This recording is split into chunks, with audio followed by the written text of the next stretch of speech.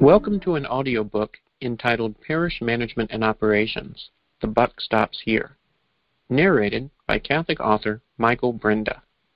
We hope you enjoy the segment and find it useful in your ministerial work. Chapter 37. Leave the culture DNA alone. Whatever you do, do not tinker with the DNA of what you are listening to here on culture. What does this mean? Precisely this.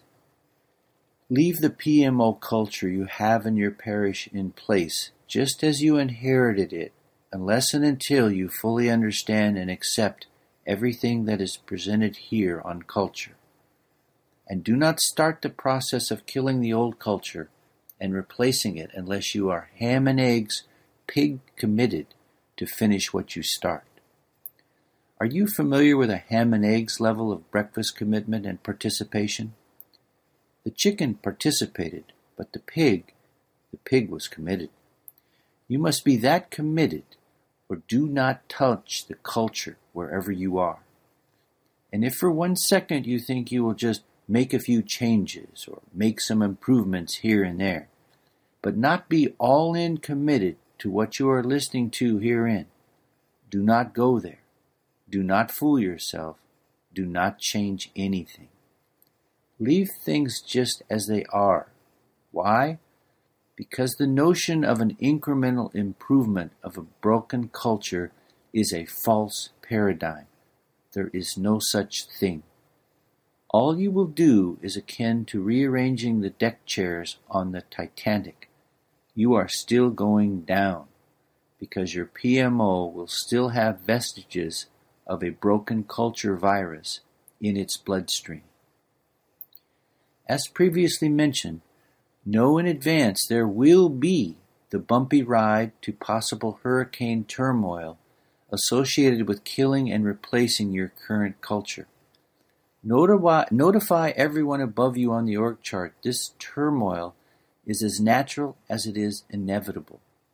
Do know that most of those who are already employed or volunteer at your parish may not climb on board with this new cultural model, perhaps for philosophical reasons, perhaps because they just don't like you, but mostly because this model represents substantial and radical change from the environment that they are acclimated to and prefer to work in. This culture you bring is not the culture they were hired into, etc. Fine. To those folks we say, when we are reading you into the new culture and our teaching focus is placed on you, please make your call. Get on board or move along to a new job somewhere else, because if you don't move yourself along, I will move you along. Why? Because your parish does not belong to them or you, and quite honestly, we cannot be held hostage by how someone prefers to work when stacked up against what we know is true, effective, legal, ethical, and most importantly, will stand up to any moral challenge. Challenge anybody to forecast a cohort of unhappy employees and volunteers read into this culture model from the very first contact with you, up to and through their hiring and ongoing employment. If you can make that argument, let me hear it. Indeed, I know from experience you will ultimately receive an overwhelmingly opposite reaction, a positive reaction from most applicants who will tell you they could not be happier hearing about and hiring into a performance-based, results-oriented, parishioner-centric PMO servant model. Your greatest challenge in this regard is not in whom you hire, but in whom you must inherit upon your arrival, who stubbornly resist change. We want superior employees and volunteers in PMO to deliver a superior level of service, and you will not accomplish that portion of your parish mission statement by allowing those who report to you to passively or aggressively dictate methods of PMO to you, all the while with little or no job performance and results accountability. Of course, the word dictate listens to too blunt for some. So the reality of an ongoing employee or volunteer dictatorship over current operations is sometimes camouflaged by euphemistic phrases such as, "we are protecting subsidiarity," or "we work collegially here." Do as you wish, but as a PMO administrator, I would want no part of that model, which is to say the culture-broken model in many parishes of hiding poor performers under the flag of subsidiarity or collegiality, where the employee tail wags the administrator dog. But on the other hand, if I were a current PMO or employee volunteer operating under a culture without accountability, if I were on the receiving end of it, enshrined autopilot pay increases and low or no job performance expectations, oh my, yes, by all means I want to stick with the current PMO culture model. Please don't change a thing, new PMO administrator. I want the current deal and setup to continue in perpetuity. I want to be the employee tail that is wagging the PMO dog here. Leave us alone. We know best. In fact, we have been working in this parish longer than you have been alive. This is the culture choosing you instead of you choosing the culture, and it happens far too often. What are you going to do about it? What you do about it is up to you, but the buck stops here. Chapter 38. Facing the Job Performance Mirror. To replace the current culture and install a correct culture, the new PMO administrator must first be willing to endure a genuine look in the job performance mirror, subsequently accept what is seen as is, and then make a firm commitment to fix whatever is broken or deficient. Conjure here the 1945 film, The Picture of Dorian Gray. Sadly, in my experience, by far in most such situations, the administrator's post-mirror look default position is an excuse-laden, do-nothing, finger-pointing, entrenched stubbornness, misguided, time-wasting, disingenuously rationalized, refusal to accept reality, faulty analysis that moves PMO culture no further after looking in the mirror than it was before. As such, 2 points remain. Number 1, will you truly embrace everything that you are listening to here on culture? If your gut says no, fine. Say so and figure out where you will literally and figuratively go with that card now clearly on the table. But the absolute worst thing you could do is pretend to embrace the points herein, but do so unwillingly, half-heartedly, or reluctantly.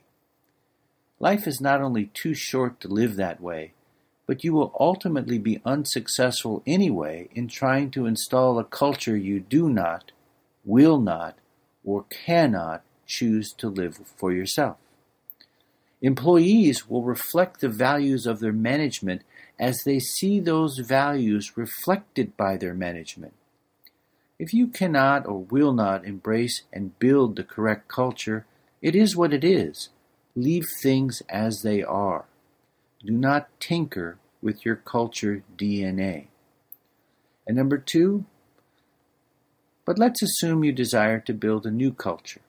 The next question, can you execute on what you are listening to here?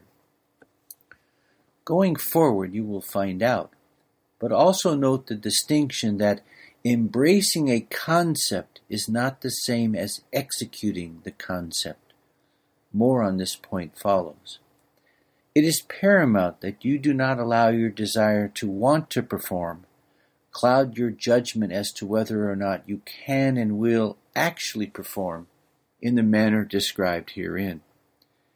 As you must realize by now, there is no path to providing superior PMO services that does not run through the name in the top box of any PMO org chart. And if that is your name, there is either no escaping doing your total duty or replacing your name on the org chart with someone who will.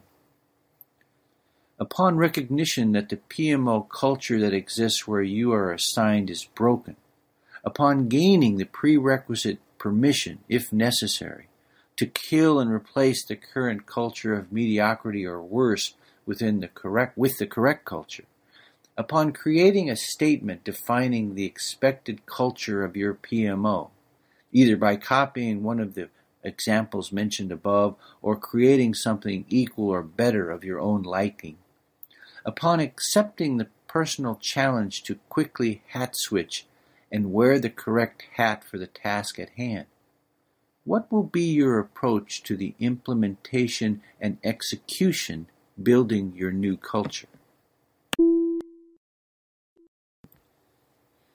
Chapter 39, Communicating the Culture.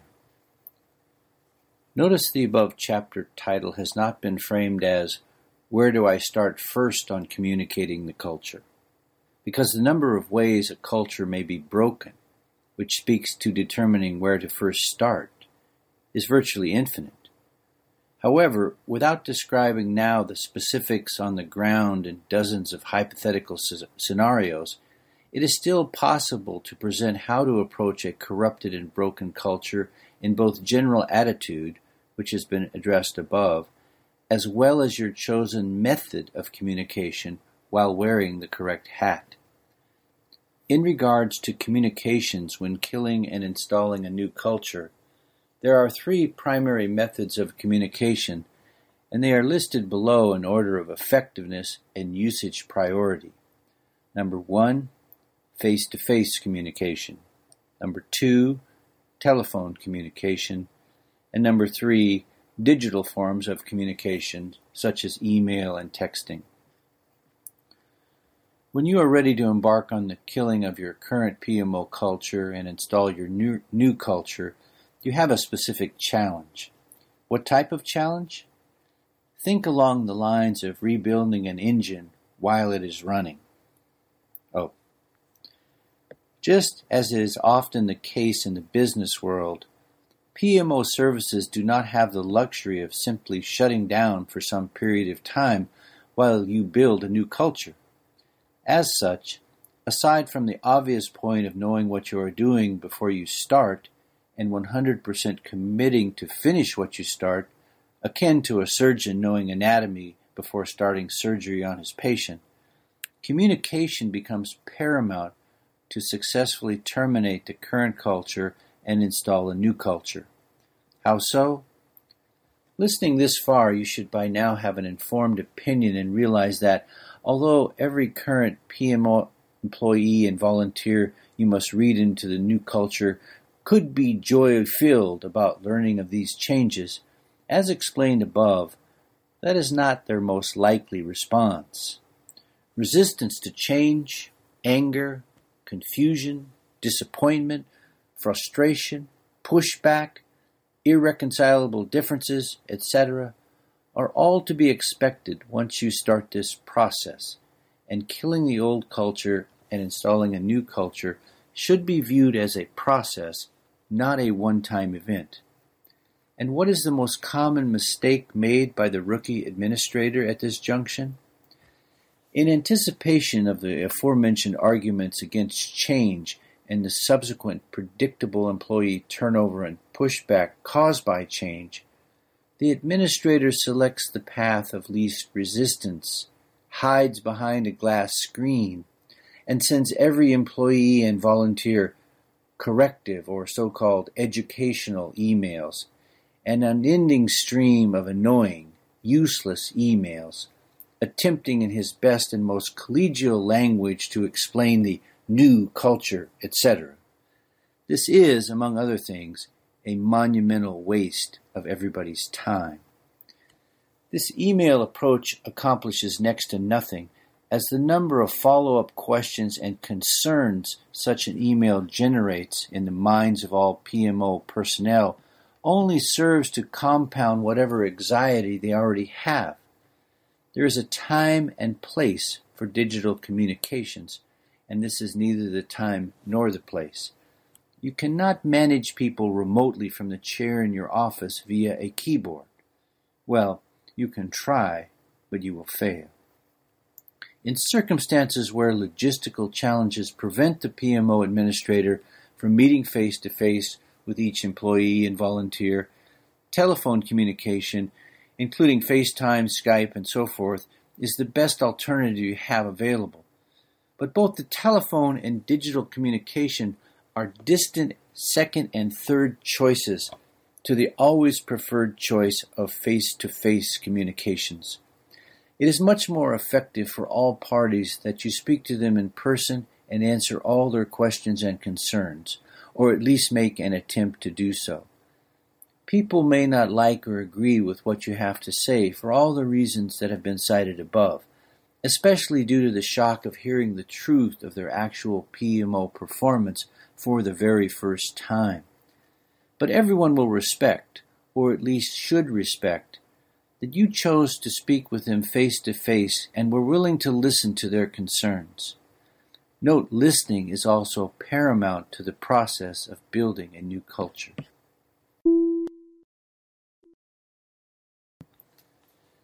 Chapter 40, On Turnover. The neutral news when killing the old culture and installing the new culture is you can expect employee and volunteer turnover. Why is employee and volunteer turnover considered neutral news as opposed to bad news? Because the positive aspects of personnel turnover to the organization are misunderstood or overlooked, far too often being misconstrued as bad news when pruning is a prerequisite for new growth. The good news is that not everyone will resist the new culture.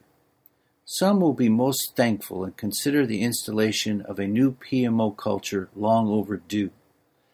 But the best news is that those who embrace change will become examples to new hires and new volunteers, ready, willing, and able to indoctrinate and train new personnel in the ways of superior PMO service. Mediocrity and systemic brokenness will receive the permanent boot. This is as God intended. Therefore, turnover can be a useful tool. Do not misinterpret the value of strategic employee and volunteer turnover. One mission of the church is to be loving and charitable in everything we do. We understand this. We live by this code each day. However, by definition, if you draw a payroll check from the church or if you volunteer to work for the church, you must be held accountable to performance standards not of your own choosing. PMO standards of performance are derived from the correct culture as drawn from the language in your statement on culture and is further supported by your enhanced language in the parish mission statement. These points and others up ahead are integral and foundational to this interlocked, holistic system of PMO practice. If you neglect one point, by definition you are defeating the holistic nature of the system. And do not make the mistake of dismissing this material because you do not yet know where this material is already in effect. That few parishes you know, if any, operate in this manner is simply observing how things are in PMO, not how things should be. We hope you enjoyed the program and will join us back for another show on WCAT Radio. This is Sebastian Mahfood. Good day.